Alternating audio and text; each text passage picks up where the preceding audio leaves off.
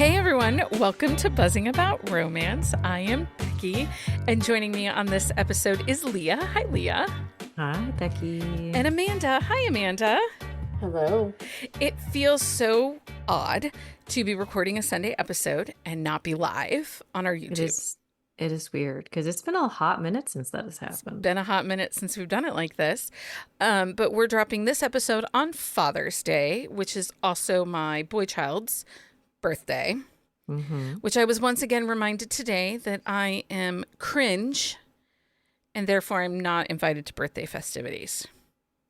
Oh. Did Christopher actually say that you were cringe? Sydney did. Oh. Because tomorrow, when we're recording this Wednesday night, tomorrow is Sid's 21st birthday. And I'm not invited to go out. Not even to dinner. Drink while I'm there? I don't know. The thing is she can drink my drinks. Mike and I have been trying to give her drinks for years, like the last 3 years. We're like, take a drink of this, and she's just like, yuck. Tell Sid that she has to be my designated drinker. I will tell her that. Since I don't want to attempt that right now, so no, probably not the smartest thing. Yeah. Amanda, just watch your mailbox because Leah and I've gone like a little swag purchasing crazy lately. Oh. All sorts of new stickers and bookmarks. I don't know if that's a we there. I might be responsible for the stickers, but you did tarot cards and bookmarks. I was going to say, yeah. That's true, I did. That was not me. I'm ready. And I approved the stickers, so I guess I am part of the problem. And we're bringing back the coloring sheet. So make sure you're participating. Oh, there's a really good sticker that we did today. Yeah. But make sure you are participating in Summer Reading Challenge because everybody who's part of Summer Reading Challenge will be getting one of these sticker packs from us. So yeah, they're pretty cool. There's some good stuff in there. So this is episode 301. We are starting our next year, our next season. And so I thought on today's episode, we're going to put down the trope list. And we're going to step into the wider world of Romancelandia. There's been a lot happening lately, from debates about happily ever after to trademark drama to book-to-screen adaptations and the continuing rise of romantasy and some guesses of what we think are going to be next trends, which we kind of did in our episode where we talked about like books we're anticipating and stuff. Mm-hmm. Yeah. We kind of talked about what we think the next trend is, but I figured, why not? We'll throw it into this episode and see how it goes. Also, if you want to kind of stay up to date on opinions as we see bigger things happening and blowing up, Amanda and I tend to put me more than Amanda, but Amanda's gotten into it, putting our hot takes up over on Substack. So you can always go over to Substack and see what kinds of things are on our mind. Sometimes it's a lot. Clearly, I have nothing on mind. You're just here for the beauty, Leah. Honestly, like I think of stuff and then I get distracted and then I forget. So the ADHD is real with that one. Supposedly, I don't have it though. Oh, did you come back negative? Oh. I came back cognitively like off the charts, but I do not have ADHD according to the testy person. I find that shocking. Not ADHD, but diabetes. If you can't have one, you should have the other. Yeah, so my life is just lots of tests right now, so lots of chaos. So one of the ones, it was a little bit over a week ago. A Big Five publisher made a little bit of a faux pas. I think it was on purpose. Yeah. I think it was on purpose. I think it was rage baiting. I also believe that so after it was taken down, they put an apology that it was supposed to be not looking at you romance. So we're talking about Simon and Schuster blaming an intern posting to their socials that not every book needs a happily ever after. In parentheses was the statement, or we're looking at you romance. Like romance doesn't need an HEA or however it was worded. Yeah. Some people lost their minds. I did. I did too. Other people were like, oh, okay. It's like, you were wrong and you were stupid. So and I think that Amanda and I think you and I talked about this a little bit. The reason that this bothered me so much is because this is a publisher. Yeah. Mhm. And them saying that gives permission Yeah. to every other person with an opinion Yep. about romance to come on and say what they want to say. Yeah. Well, and it also emboldens those people who are marketing their books as romance when they're not romance Mm-hmm. Yeah. because they don't have an HEA. Well, that's the thing. Um, Like any women's fiction book or a genre fiction book that doesn't like not. I mean, they can have HEA adjacent type things, but the story is not based on the romance. And they're like, Well, well, this could be a yeah. romance now. but we have Yeah. Nicholas Sparks. He's categorized in romance. Colleen Hoover and Hall, her books are categorized in romance, even though they really Is he still aren't. categorized as romance? Well, he's I mean, it's not him doing it because No, he's it's his publicly publisher. said multiple times. It's like he's like I don't write romance, but yeah, it falls under Yeah, he does not. categories. Yeah, the categories it falls into is romance. And Can't talk. it's interesting because you just interviewed Edward Schmidt for his book, and Mhm. you were very clear in that interview to say that this was a genre fiction, a queer, Yeah. a queer love story. Yeah. Which it's a fantastic book. It is. Very well done for a debut. He really got like the meat of the characters, and it is singular point of view, but like as you read the book, like it makes sense, which also is why I say it's more genre fiction because of the way the story plays out. But people were Yeah. talking about that today on Threads about But yeah, I mean, they totally marketed it Because That as is how they romance marketed to it us. Yeah. because he even said like he did the happily for now like purposefully. Yeah. Yeah.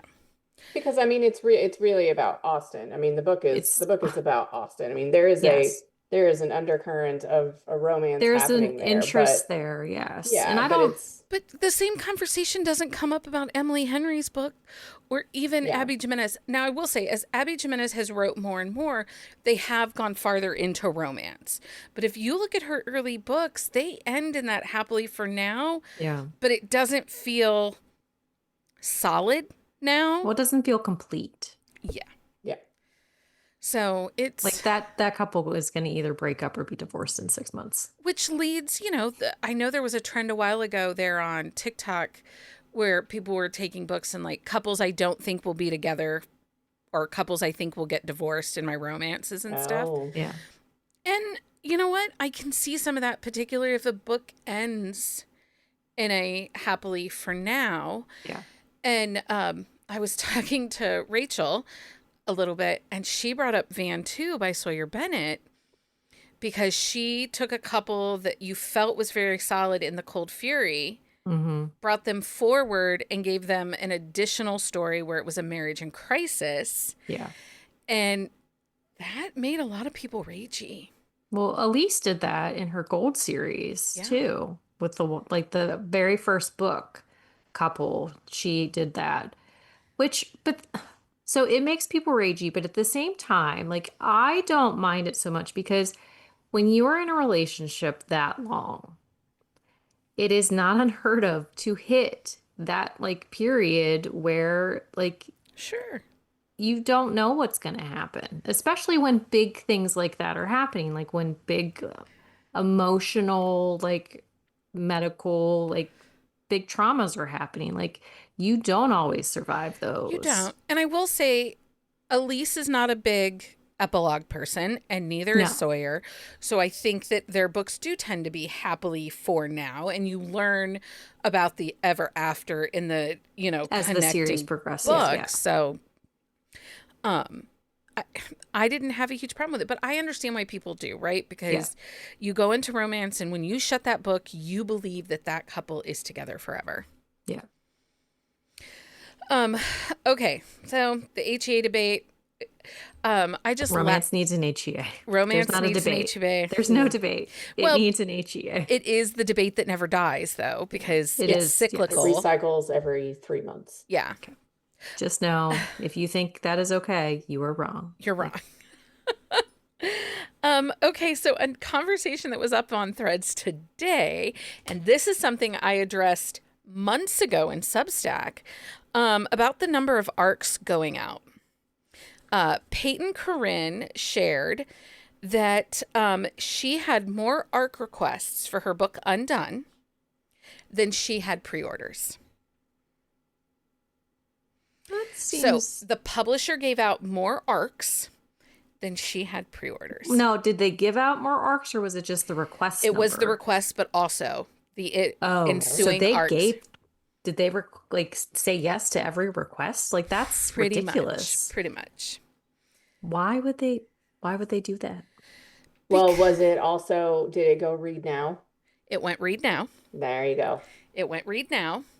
And they announced it went read now Yes. too, I But bet. talking to some indie authors, like I had something that came into my inbox for something else, and I, had to say no, and the author was like, well, just so you know, I decided to indie publish this, and I already have 1,200 ARC signups, so this book's going to go great.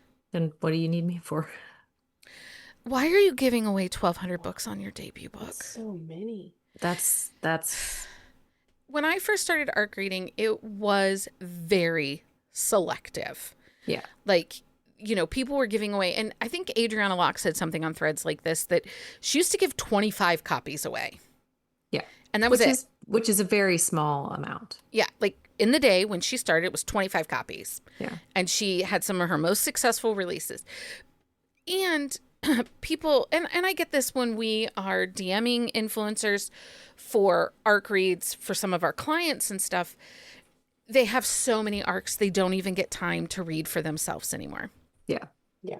And one girl and I were talking, and she said that she actually canceled her Kindle Unlimited because every book she wanted to read, she was getting an ARC of. Mm-hmm. And I'm not saying that people don't deserve ARCs. That is not what this conversation is. This is on the author side. If you're giving away 1,000 ARCs, Think of how much money that's you're 1,000 losing less people that are going to go and read your book. Yeah. Now, there are people who've come back and said that if I get an ARC and I really love it, I'll pre-order the book. Mm-hmm. Or I go through and I'll do page flips for the book. Who has time for that? I will do it if it's in KU. Will you do it if it's in KU? Yeah, I do. I do it for our clients. I do it for Yeah, our I do it for our clients, clients too, but I don't, honestly, I don't get that many arcs for things that are in KU.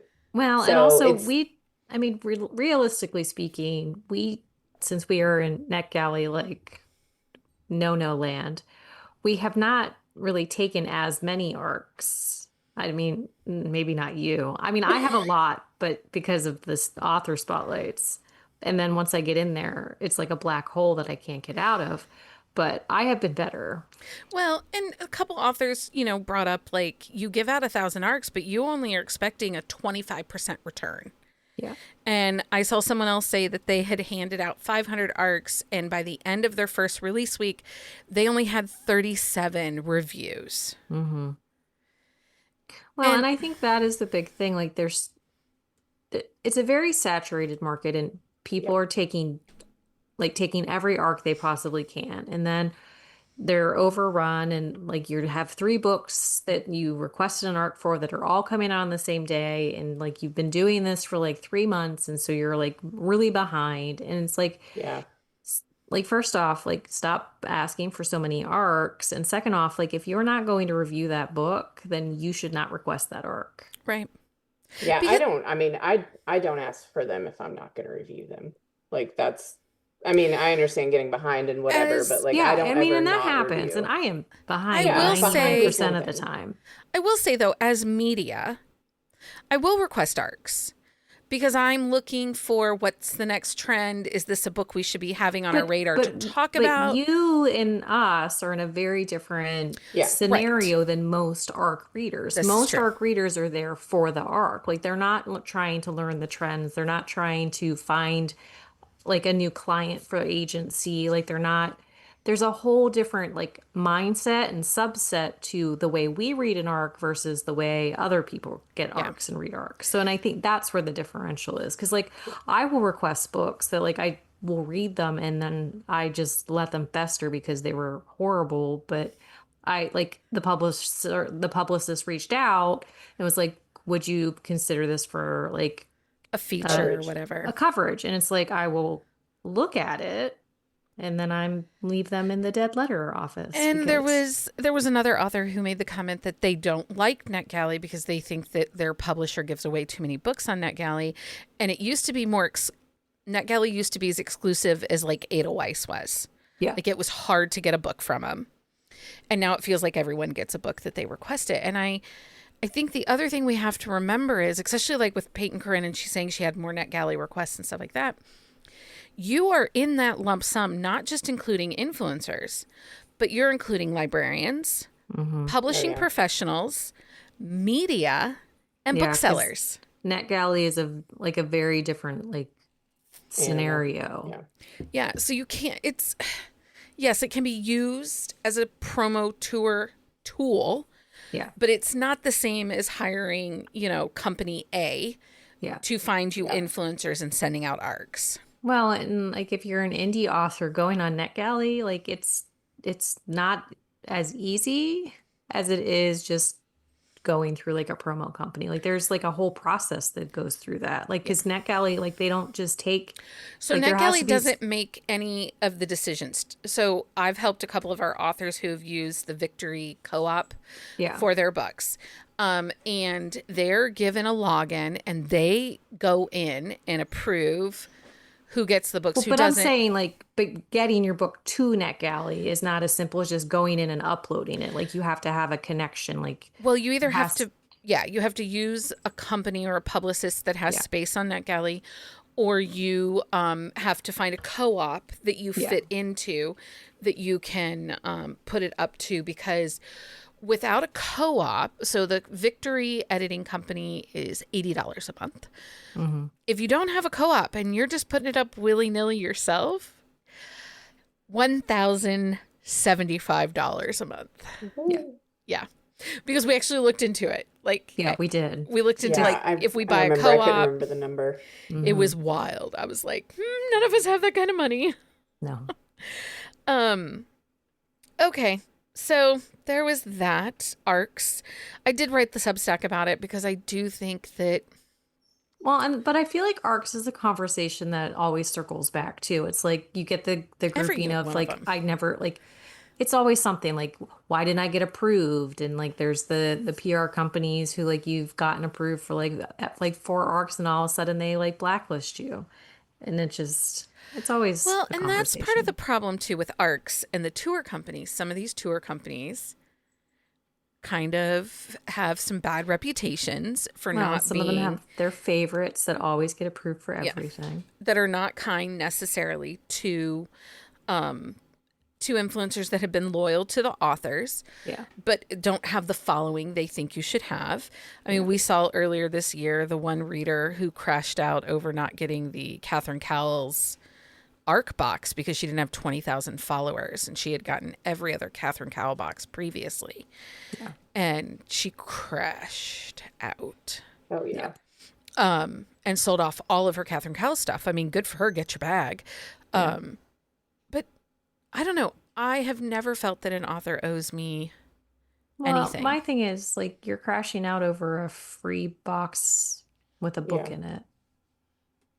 Well, and that was the other thing. I was talking to an author recently and they asked about my thoughts on PR boxes. Like, where do I think this is going? And I told them, I said, I'm going to be really honest. I think they're dying out. One, the economy. It's so expensive. Shipping is getting so expensive. Yeah. I did a campaign late last year maybe it was early this year, for Claudia. We did a box with swag and everything like that.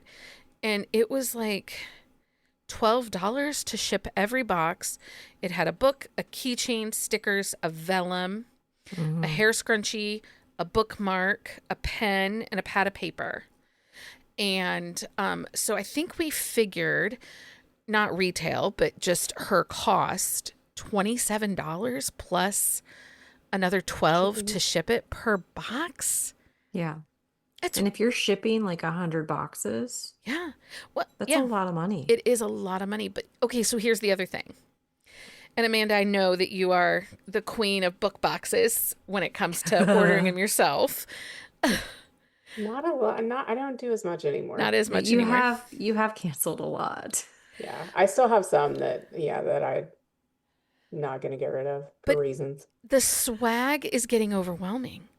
Like, what am I supposed to do with all this stuff? Like, I Yeah, have 7 years of stickers, bookmarks, yeah. mugs, scrunchies, pens, this thing, that thing. And I've like cleaned out a lot. Like, I gave a lot away, different places, but there's still so It's so much much. I mean, and stuff. some of the stuff I have is not even from boxes. Like the boxes that I still keep, they don't really do swag. Like I See, have I Arcane and they do a pin. That's you get like a pin with the box that has something like Yeah.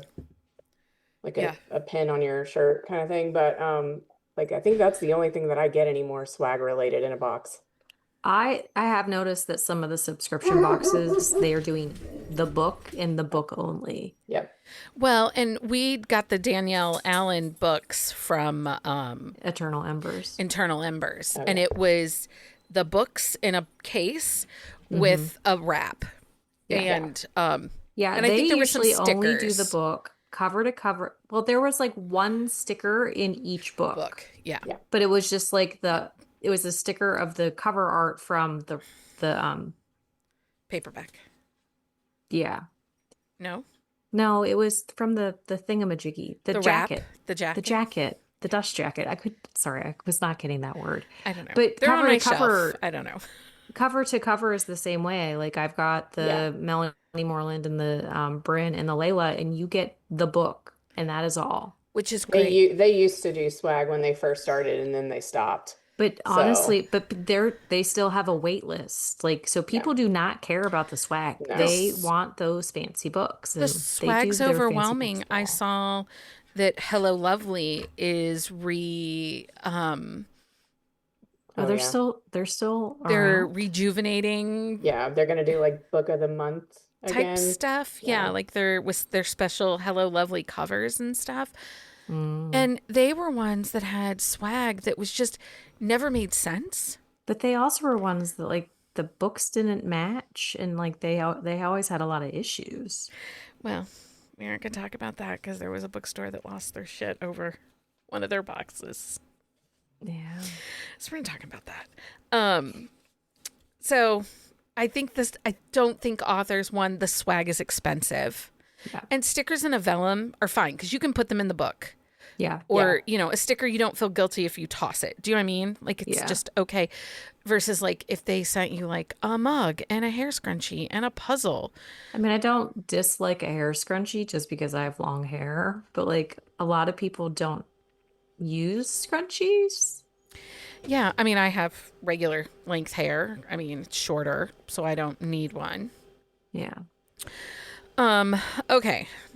Something else on Threads today. It was a busy day over on Threads today. It's a busy day every day. It over is a on busy day Threads. every day over there. An agent took to Threads today saying she was watching an author's release, but decided not to contact them because it looked like they had sold their audio. She was telling authors not to sell their audio if you want a distribution deal.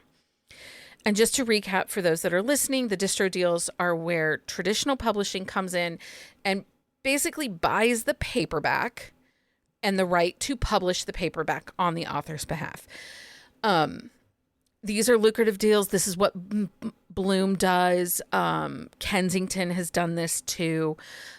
Really, all of them have done A it at lot of this publishers point. are getting away from it just because there's not as much money.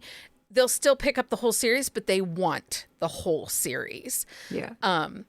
And one of the things that, and I know this from being agency and talking to editors and contracts and stuff, they want to, they're going for these books that are selling and popular with authors that have really good, solid followings and engagement. But they would like to have 2 of the 3 major rights. And that's how they can justify buying an already in progress series. It's how they can justify a larger advance. And so typically they'll want the paperback and the audio. Yeah. Which is fine if you're an author that's not doing audio, right? Like if you're going to sell your audio to Podium anyway, like Yeah. you can have my paperbacks and my audio. That's fine. Yeah. And several authors took to those comments saying, this is wrong. People should have the right to earn their own money. If they get offered from Podium or Blackstone, get it. They need that money, and then they get audio made and they don't have to put that money out themselves. And then there were the other there were other authors who are successful authors that produce their own audio. Mm-hmm. And they're like, I'm not willing to give up half my royalties just so you can have my paperbacks. Like, that makes no sense for me. And it's a double-edged sword. Over the course of the last 6 months, we've seen a ton of new audio-only labels. Mm-hmm. It used to be Tantor, Recorded Books, Dreamscape, Blackstone, Audible, and Podium. But recently, Simon Maverick has come on the scene where they're buying indies rights for audio. And then Sourcebooks just launched their own audio imprint. And there are rumors that Macmillan and Penguin Random House are on the verge of doing that also. I'm not surprised. I'm actually surprised they haven't done it already. Yeah. Well, and it's interesting because you have a place like Pages and Vine where, like, Tyler published her book with Pages and Vine, Recorded Books produced the audio. Yeah. So, most authors cannot afford to do their own audio. It's expensive. No. Especially for quality audio. Yeah. Like, it's expensive. Well, I mean, there has been some really shitty audios that have come out recently on the bigger companies. But you would think that if you're paying the money that you're going to get quality. But like, you have to pay the narrators, you have to like find a producer, you have to like do all that stuff. Like, it's not easy to you don't just snap your fingers and you have an audio book. Like, there's a process to it. Well, Spotify also is another one that's starting to buy audio rights and produce audio rights. The other problem that's coming up with audio is, one, the more known named narrators would rather book with the publishers than do it independently themselves, because it's easier to track their time and hours for their SAG-AFTRA union commitments that they need to make. Yeah. They get union pay then. And a lot of indie authors can't afford the union pay, so they lower their pays for when it's not through a publisher. The other problem is you have these new to romance explorers. That's what we'll call them. They're the explorer scouts. That will ask the stupid question of, well, if you have a male narrator and a female narrator, why aren't the male speaking the male parts and the female speaking the female parts? And what they want to know is, why is this every book not done in duet? Why Because are we it's doing expensive as fuck to produce? Which is the comment every time this conversation comes up. Yeah. But it comes up at least once a damn month. Yeah. I mean, you're does. talking $8,000 for an audiobook in dual, and you're talking $12,000 for duet. Yeah. And not all readers like it. No. That's the thing. Not everybody. I mean, Becky does not like duet. I mean, she will listen to it begrudgingly, but she doesn't love it. I did do the Catherine Cowles book that was, it's multicast actually, because all the brothers that are casted for this series do their own voicing in this book. And Piper Rain has done that for the last two series. I think they did. I know they her did hockey and her baseball.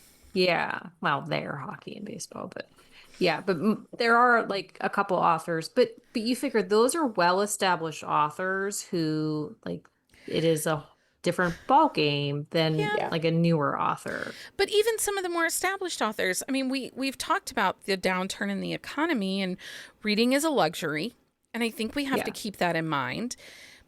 And profits are down for everyone. Even our authors that are commercially successful, their royalties are going to be lower because people aren't buying as much. No.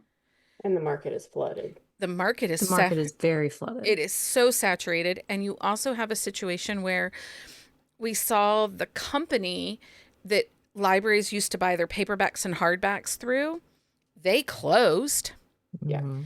and went belly up. And so now libraries are having to buy through Ingram or straight through publishers.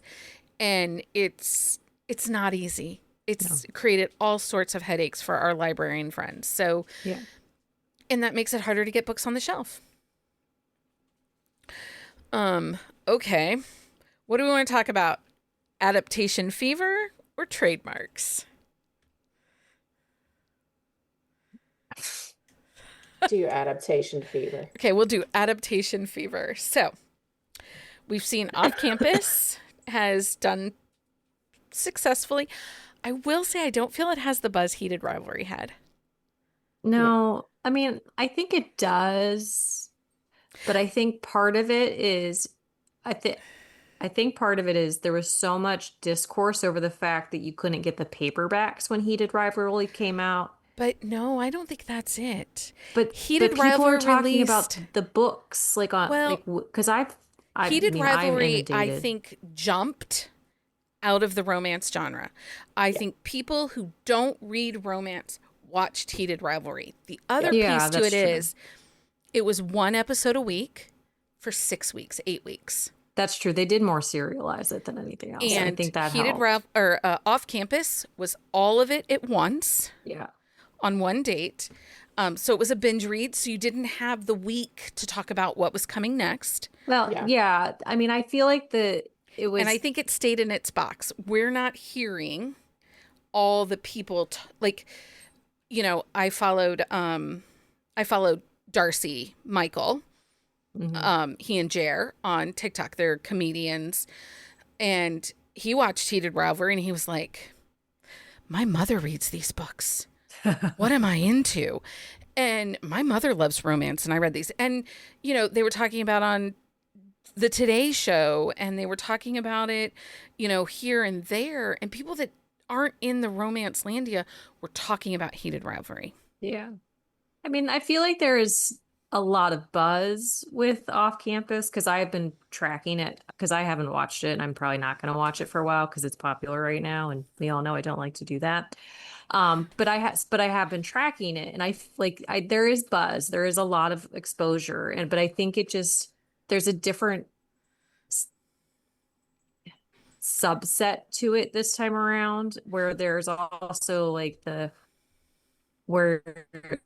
there's very not. Oh, we're losing you, Leah, over here. Malaysia.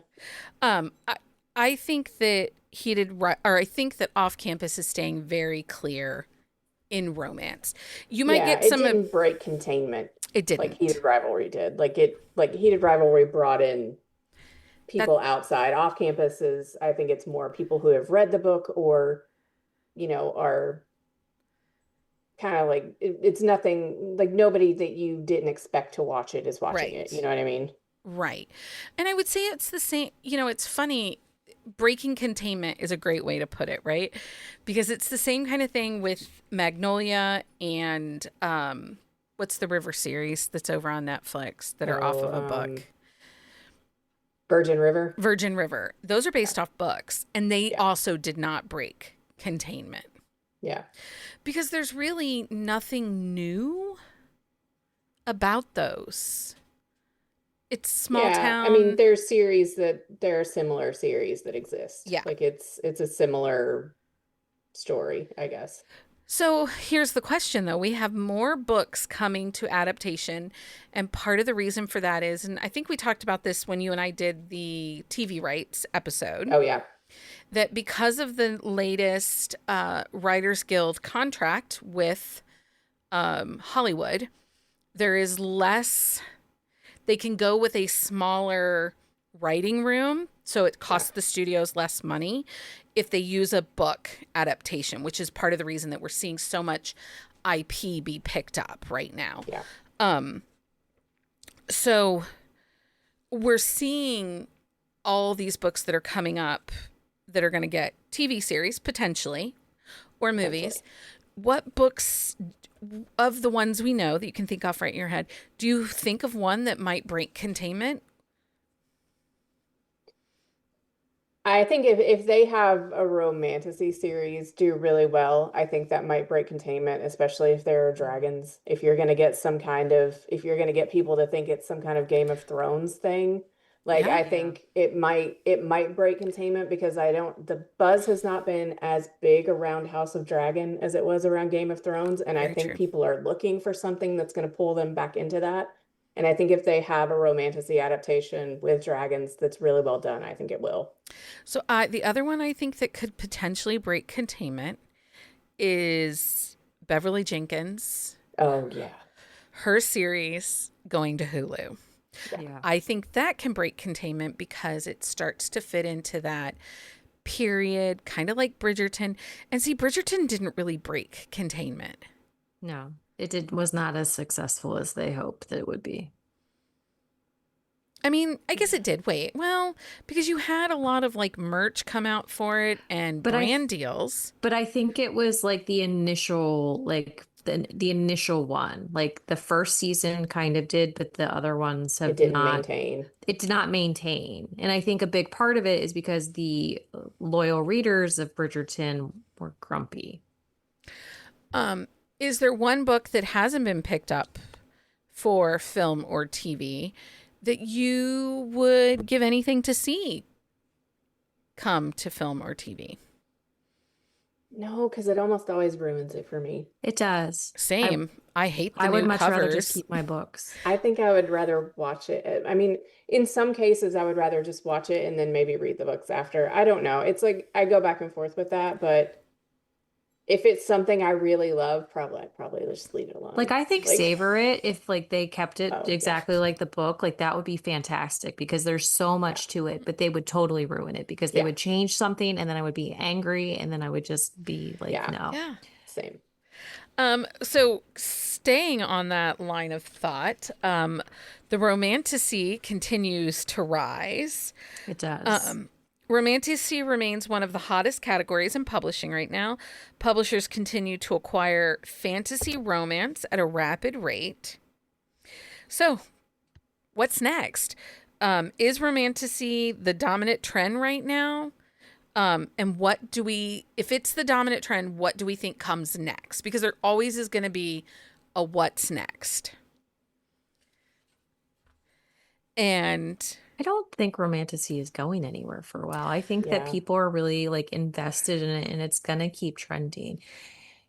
I think because we're seeing it kind of happen a little bit on TikTok, people are going back and finding the old school, yeah, early aught paranormals and the vampires. And Mhm. now they're craving it in a more modern sense. And I honestly, so here's part of the problem. A lot of retailers got rid of paranormal categories Yeah. in their stores and on their websites Hmm. and have clocked everything under romantasy. And it's yeah. not. PNR and romantasy are not the same thing. No, they are very, very different. And neither is urban fantasy. I don't care what anybody says. It's very different. Hmm. Well, that was a dig at Amanda has me. made me read enough of it that I can say I agree with that statement. So in the paranormal umbrella, I'm just giving it an umbrella. I'm sorry, Yeah, no, Amanda. that's fine. Paranormal romance revival. I think we're going to see more vampires, more shifters, more demons, more angels. Urban fantasy romance, Yeah. dystopian romances. I I do Oh read think yeah, dystopian dystopian. is coming to a head. I read Lindsay Montgomery's Decay and Love, Hmm. and book 2 comes out later this fall, Romancing the Rot, and Well, and Olivia Dade, like her, Yeah.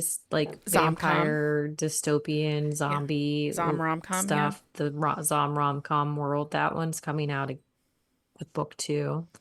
Yeah. And So, then like Veronica Roth is doing the new like Hmm. version of Divergent, which yeah. is I went to see her last And month, I this think. new one she's doing is Yeah. more adults, right? And The one less. that's out right now is adult and it is like it is so good, but it leans more like it leans more dystopian kind of fantasy. There's a little sci-fi. You're not getting like the romance in the first part of the book, but it is adult. And I Hmm. Okay. think like she had confirmed like in the next book there will be more, Adult. romance. Hmm. And it seems like, there might be more romance in the what is it, Sixth Faction is the new kind of swing she's going with Divergence. Like if something Hmm. else had gone a different way, this is what would have happened. Interesting. Um, Oh, so it's almost like sliding door type thing. yeah. Yeah. So that's what she's doing for Divergent, but like I see like that coming back to a head. I mean, you and I have read the Ariel Sullivan books. Hmm. Like those are Yeah, very like good. very and well, and she has like oh, like she's Three I mean, there's three two different, trilogies that are both started, but then she has another trilogy yeah, that she is working on. So it's gonna be three different sets like in the same world. yeah. And I think I read Beneath, you haven't, but that's the one that No, goes because back. And it's like even better than the other one. And I think she like it got on some list like this week. And I was like, yeah, I think Did she US dystopian, if I know anything, she is USA Today. Did she New yeah. York Times on it? I'm sure I, she I did. think it was might have been like Amazon 100 or Oh, something Amazon best released books. their best books of the year I so think, It far. yeah, did, yeah, because Kennedy posted that yeah, Score made it. Yeah. There's a yeah, couple of them that made it. So why PNR why I believe PNR could return. Now, I do have insider information a little bit because I do see the wish lists from editors wanting to know what they are looking for kind of. And then I read Publishers Weekly, sometimes daily. Yeah. Um sometimes multiple times a day, and I do an analysis of what's been bought, what hasn't been bought, what one or two items might have been bought, but other publishers haven't bought yet, so that I can see where there is Hmm. space, where there are holes, who might be maybe making over acquisitions. And I think PNR is one of those that we're hearing everybody whisper about. Like, what yeah, Well, I about think shifters? PNR is one of those ones that is never went away, yeah. but people have tried to make it go away. Yeah. Because Um, you have those authors that like that is what they write. It's all they write, and they are very successful. But it's one of those ones where I think that people like have tried to make it go away, and people like authors are like, no, we are not doing that. I Well, and I also think too, when they push for that, is they'll just take it and they'll put it in more of a fantasy setting. Like you Yeah. see, like a lot of the popular fantasy settings, they'll have like vampire-like creatures. They'll Yep. have, they have fey creatures. They'll have like shifter-like creatures, the Hmm. angels, the demons, all of it. So Yeah. I think even when the push for like that, the standard gritty paranormal goes away, that those The types of authors are characters will show up adapting, somewhere yeah, else. Yeah. because they're like they still want to write those styles of characters, so they make it Yeah. happen. well, and I think readers love escapism, and I Yeah. think more so now than 5 years ago. I read more when the world is on fire. I read more Yeah. books like this when the world is on fire. I can show you my reading history and like prove it. Like, I Well, also I think think it there's an gives, easy jump from if you're a fantasy reader. So if you're reading yeah, Dungeon Crawler Carl, I think and you're consuming it and you want more, I think it's an easy jump to go into urban yeah, fantasy yeah, romance, or it's easy to go into a paranormal shifter, even a monster. yeah. It's a little bit more. I think paranormal is one Well, of because those you figure with bridges. Carl, like there's a talking cat, so it's like you're like going into that style of book is not such a big leap. No, yeah. And I think and the problem is with that is just as long as the expectation is there that people know that that's what they're doing. Hmm. I right. think part of the problem with some paranormal and some urban fantasy that has been released more recently is that it's being shoved under that romantasy brand, and people who only read high fantasy are reading these and going, "What is this? Yeah, Like, because this is not what I they're want." structured very differently. Yeah, and I think as long as people know that and they're shifting on their own from one world to a different one, that I think it's like you said, I think it's a very easy jump. But Hmm. But if they that's don't, But you then they have get to mad. also, but there has to be a temper of expectation. It's like Yes. you cannot go into like certain books thinking like this is going to be this. Well, and actually, I was doom scrolling earlier because anyway, but it was like when you start a book, do you start it at like thinking this is going to be 5 stars or do you start at 0 stars? Like, are you going into it with the expectation this is going to be a 5-star So book, or here, do you start at this is an 0 interesting without any conversation expectation? because I talked about it on a Substack, this over troping and the lack of Oh, good discoverability that's God. happening right now in books. I hate it so So I much. honestly go into most books now, if I have seen them on socials, I That go it's in going to with be 0 bad. stars, and you got to prove to me that this was worth my time. However, and I'll talk about it in my book of the week, I got a book rec from one of my favorite people at book club on Monday night, Yeah. and I read it. It was great, but I didn't know anything about it So other you than went in it was blind. mafia. Yeah. I think if it's new to me, I go in with 0. If it's someone that I read all the time, I probably go in at 5. Well, but that's a Then different I deduce expectation it down. too, though. But that's, that's how I think about it though. I mean, I think there's like if it's new to me, I go in with 0. I mean, if it's new to me, I'm going in knowing I'm probably skipping around. Unless it's come highly recommended. Like Yeah. you said, unless someone I know is like, "Oh, And you're gonna trust. love No and this." Yeah, trust. exactly. Well, I think book recs, and we've kind of talked about this loosely, but I think book recs from readers hold more weight now than a An book rec influencer. from an influencer I don't, or a reel that shows the hook. I can't follow, like, I won't read a book an influencer tells me to. No. Well, you all have oppositional defiance disorder, so it's I mean, fine. Well, I mean, it's but they're also not history has as, proven that we It don't has. typically yes. like them. Like, No, that's you're the So, not thing. wrong. It's not even just our oppositional defiance. It's the fact that, like, we believed these people when they said this book was really good, and 40 pages in, we're like, oh my God, like, how are these people functional? Like And humans, but they're we talked about it characters. last Sunday. This is part of why community Is important. matters. Yeah. And I talked about it in the Substack to authors also. You know, it's yes, it's harder and harder to go viral now, right? Like it is the way the Yeah. algorithms have changed, it is nearly impossible. So you cannot market just on the hope that you'll get viral.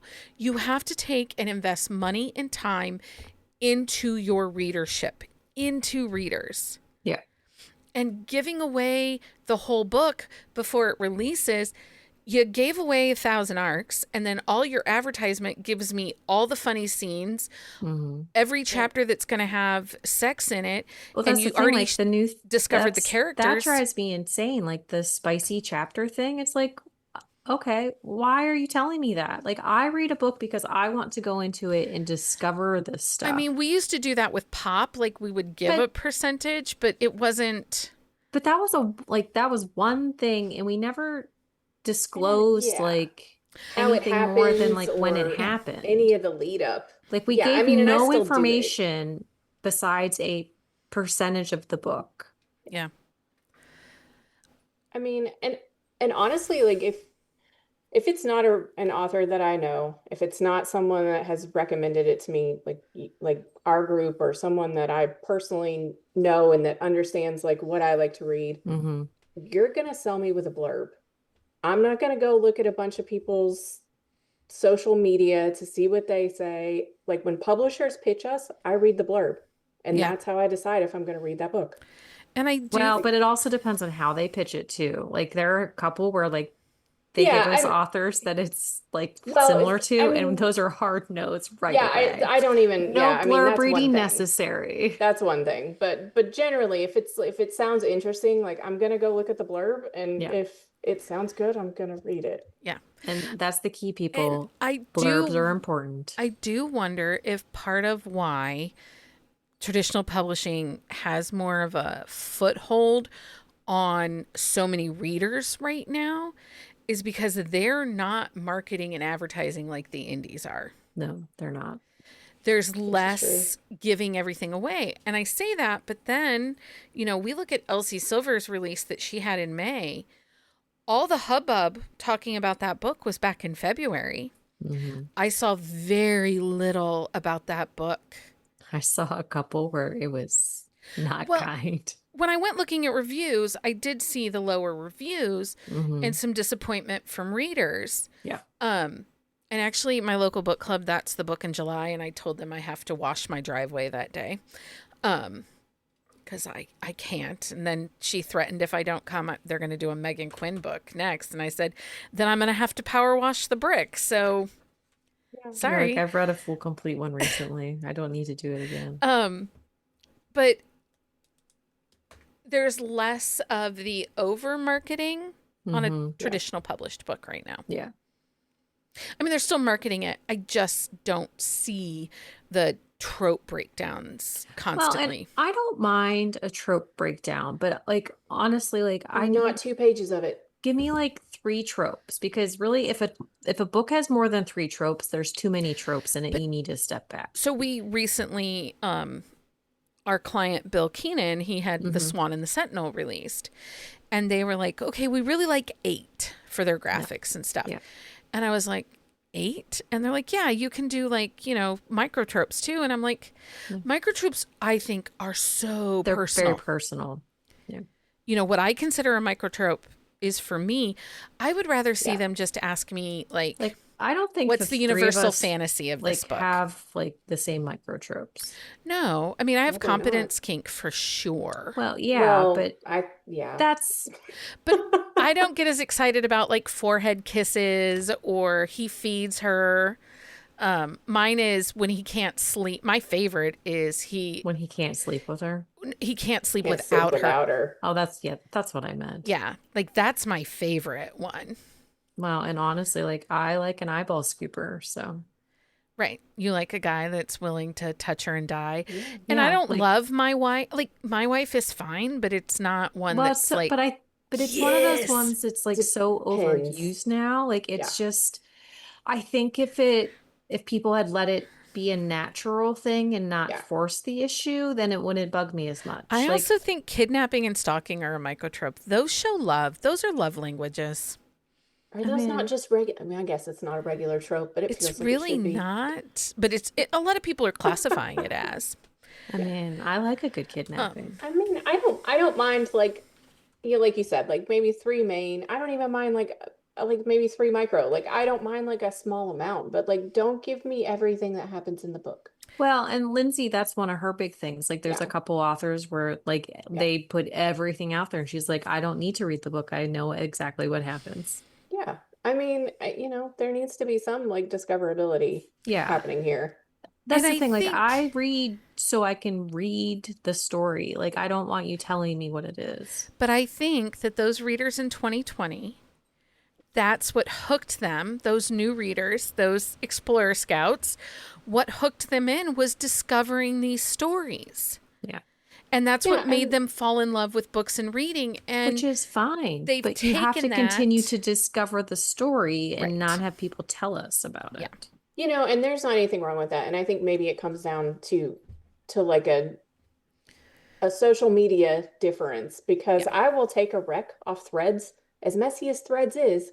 I will take a 1 or 2 sentence rec off of Threads before I will take one off of a massive trope graphic on Instagram. Like I don't even look at Instagram for like book recs. Like I will, if I'm going Honestly, social the media, reels I'll with look at this Threads. the reels with the stupid Oh. quotes get me every time. Now I will that's say one when thing. That's one but I thing. will say I borrow the book and then I find that quote and then read it from there a lot of times. Yeah. But I'm a weirdo like that. So I will do that. Like I will do it based on a quote, but like I can get that off of like just a typed out Yeah. sentence. And I've trained my algorithm on TikTok. It gives me, right now I'm stuck on Red Panda TikTok, Dungeon Crawler I Carl want to be on TikTok, Red Panda TikTok. and Great Pyrenees TikTok. That's where I'm Oh, stuck I was right stuck now. in Great Pyrenees TikTok last week. Yeah, I love them. I have 2 of them. That's why I love them. Someone over there on TikTok referred to them as 130-pound toddlers. Nice. They really are 130-pound toddlers, or 150, whatever. I was going to say Ollie is not 130 pounds.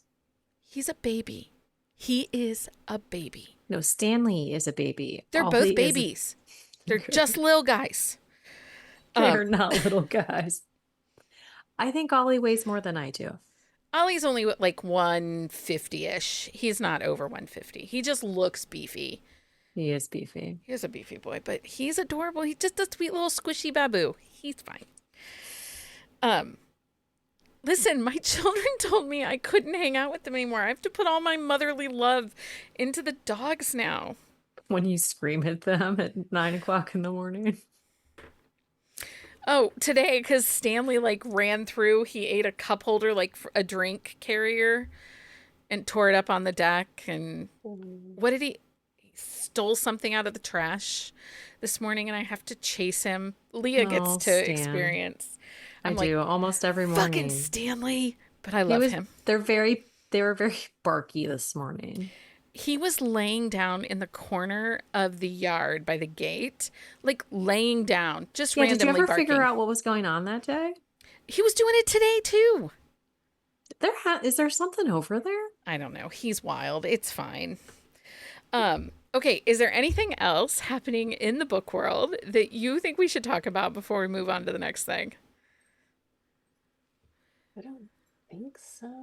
I mean, No. there are things that we could talk about, but I don't think it's Well, and necessary. one of the things that we are seeing so much of, um, if an author releases too much, is it AI? We're Oh, seeing yeah. clumps of AI books getting dropped.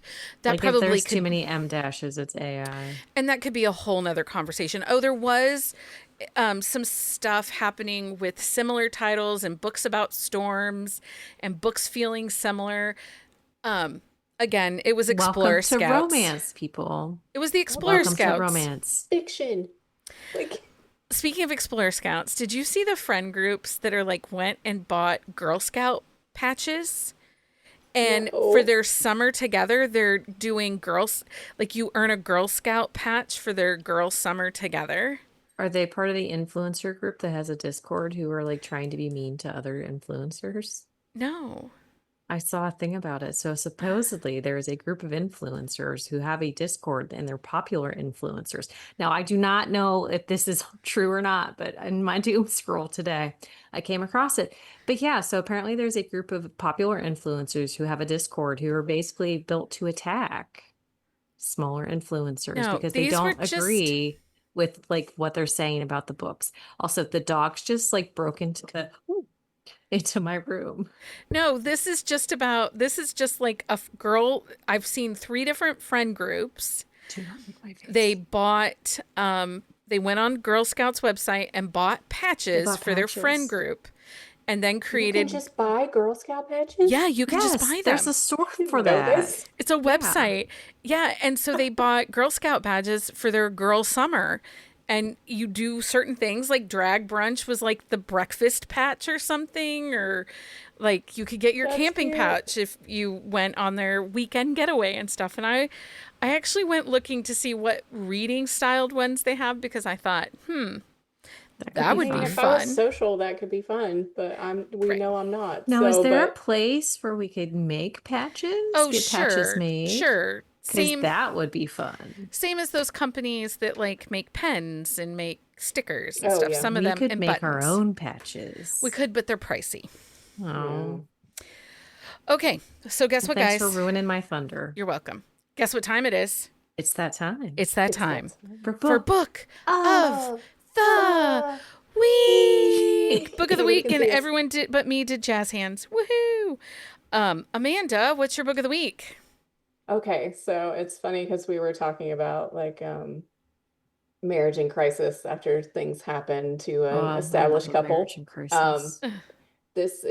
it's Love Wells Kept by Bailey Hannah. It's the Mm. last book in her Wells Ranch series. It's out on July 7th. It's about Kate and Jackson. Jackson is one of the Wells siblings. They have been married since the series started. So they were already married. They have kids. They've been, a staple throughout the series. In this book, Jackson gets into an accident and has a traumatic brain injury. Oh, He loses his memory.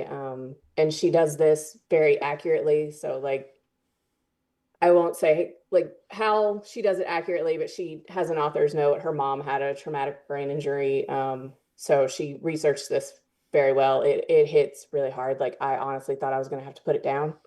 Oh, Like it is heartbreaking. I was, whoa, it okay. was rough. But I'm glad I powered through it because them coming back to each other and like him realizing like his feelings for her, like even when he doesn't remember her, it's very like it hits you just like right in the gut.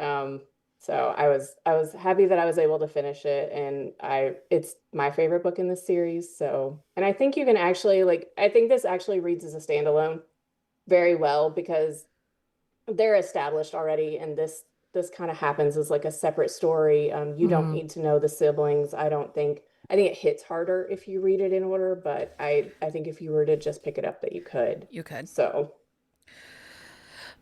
Leah, what's your book of the week? Okay, so my book of the week is by Ali Samberts. I'm interviewing her on Friday, actually. It's called Not a Strong Enough Word. So it's the story of Scarlett and Ryan. Scarlett is an author.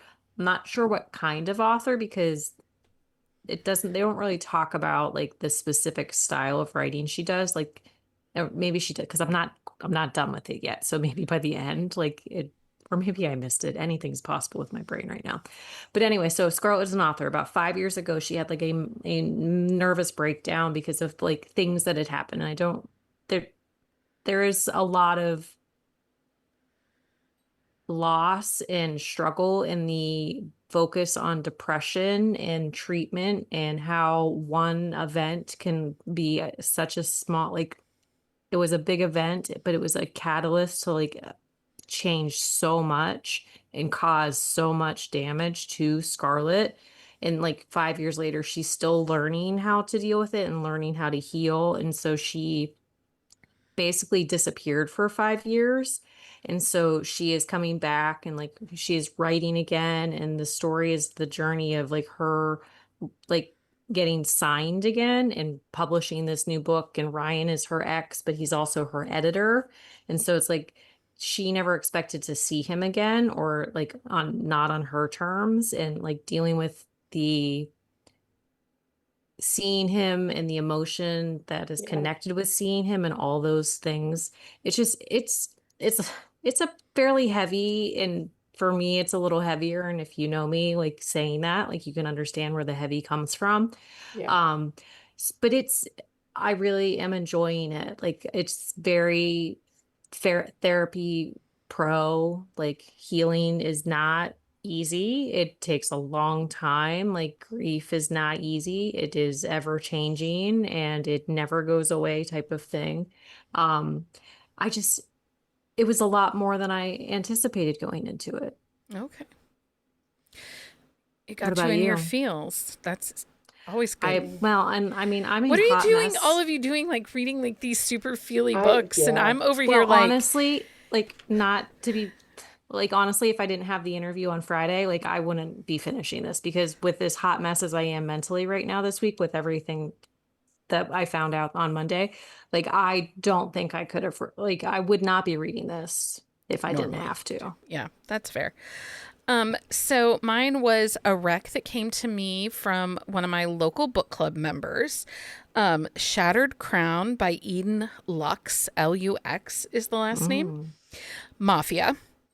I really enjoyed this. It's Ariane and Sebastian's enemies to lover dynamic. The banter was top tier.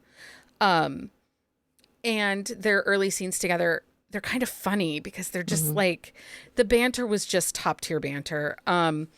There's like because it's enemies to lover, there's lots of years of like damage and stories and things and but it's not their miscommunication.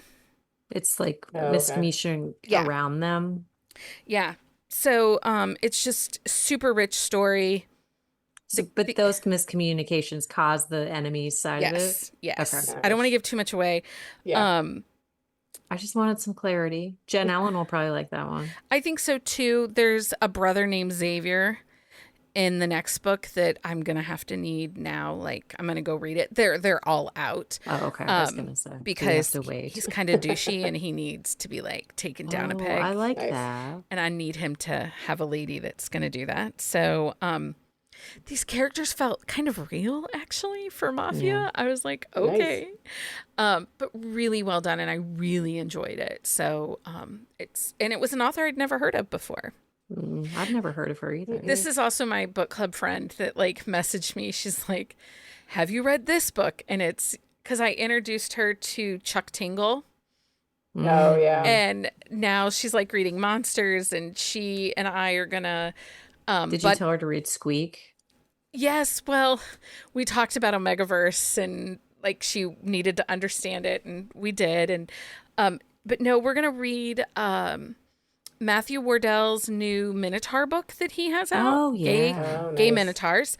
And then actually, I think first though we're gonna do Max Walker's Wolf Shifter Hockey Romance. Oh, I yeah, haven't I read want to that, read that but one too. I mean, I So, love Max and adore I love Max. Max, So. and the guy that always does his audiobooks does these audiobooks. I can't think of his name. And his audio is always exceptional. So, yeah, I'm excited to check that out. Okay, so real quick, for the summer schedule, we'll be dropping at least one episode a week. I don't know where that episode will be. It could be a Wednesday, it could be a Friday, it could be a Saturday, it could be a Sunday, but there will be at least one new episode a week into your feeds. And we don't know what that episode will look like each week either. No, we'll probably have a lot of author spotlights that Leah's been doing and stuff. But we won't have any live episodes back until August. So we'll be off the YouTube for a couple weeks. And then Summer Reading Challenge is still ongoing. I have bought some really cute, fun stickers. You are going to want to participate so that you can get a sticker pack. And then for now, you can still support us on Patreon. I'm not sure what we're doing there exactly. We did have a book club like last week. We talked about Across the Vanishing Sky by Catherine Cowles together. So just you can join us on Patreon, but really sign up for our newsletter. That's going to give you the most up-to-date information of what we've got going on. Yeah. So I hope everyone enjoys their summer and has all the best reads. Make sure you're active over in our Discord so you can tell me what you're reading, because I'm looking forward to a little low-key summer here and getting to read all the books I want to read. Yeah, So. I think we all need low-key summer. I think we all do. So until next time. Happy reading, everybody. Find us on Instagram at Buzzing About Romance or on Twitter at Buzzing Romance. If you like the podcast, please leave a review.